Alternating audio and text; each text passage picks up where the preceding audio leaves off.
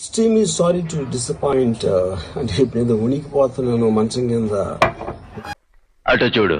పోలీసులు హైదరాబాద్ కు వచ్చారు కానీ వర్మ ఫోన్ స్విచ్ ఆఫ్ లో ఉంది. దీనికి మీరు ఏమంటారు సార్? నాకు భయం అవుతుందిరా. ఏమైతుందన్నా? భయం అవుతుందా? రామ్ గోపాల్ వర్మ పరారీలో ఉన్నారు. మార్ఫింగ్ ఫోటోలు పోస్ట్ చేయడంపై కేసు నమోదైంది. దీంతో ఏమండో ఇది విన్నారా? బొంగులోది ఎవడు చూశాడు? 1 year బ్యాక్ ఏదో ట్వీట్స్ పెట్టాను అని పెడితే ఏమవుతుందంటావు? నరుకుతారు. నరుకుతారు. ఆ ట్వీట్స్ ఎవరో మనోభావాలు దెబ్బతిన్నాయి. పద్ధతి మార్చుకోమని ఒక్కసారి చెప్పా, రెండోసారి చెప్తున్నా, మూడోసారి చెప్పను, చంపేస్తా.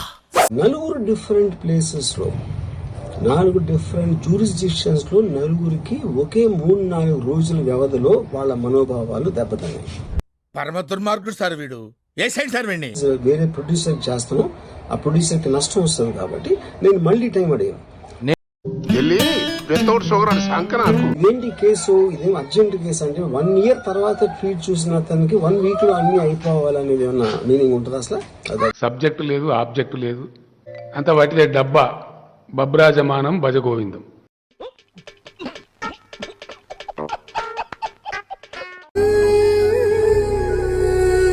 లైక్ చేయడానికి ట్రై చేయండి, 1500 లైక్స్ ఈజీగా అయిపోతాయి. So which basically means it is being done for purposes other than the urgency of the case.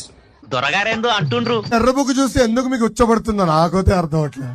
ఆ పేరు వింటే నాకు లీకేజీ ప్రాబ్లం.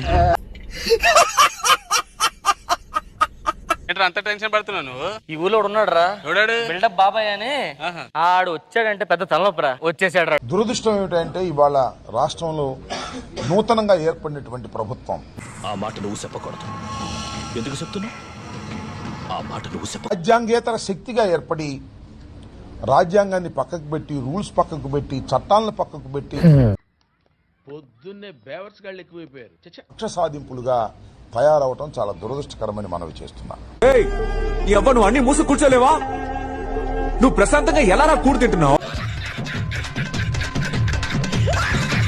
కాంగ్రెస్ పార్టీ అధికారంలో ఉన్నప్పుడు ఎవరైతే వారిని వ్యంగ్యంగా మాట్లాడారో, అరే దొంగలని మీరే భలే ఒప్పుకున్నారా, లేదా పోస్టులు పెట్టారో, చట్ట ప్రకారంగా పోస్టులు పెట్టినవి కూడా ఈ పిచ్చ నా కొడుకు అతను అలాగే ఉంటాడు. సెన్సార్ అయిన సినిమాలో ఉన్నటువంటి భాగాలు కూడా అన్నిటినీ బయటకు తీసి ఇవాళ కక్ష సాధించటమే ప్రధాన ధ్యేయంగా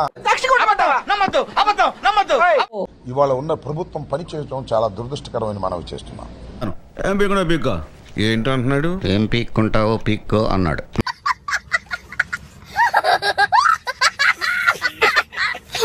అరెవరో తెలుసా? నేను పెట్టే ప్రతి పోస్ట్ ని లైక్ చేయడమే కాకుండా కామెంట్ చేసి 10 మందికి షేర్ చేసే ఉన్నత భావాలున్న వ్యక్తిరా. టచ్ చేసావయ్యా, నా గుండెల్ని టచ్ చేసావు. టచ్ లో ఉండు.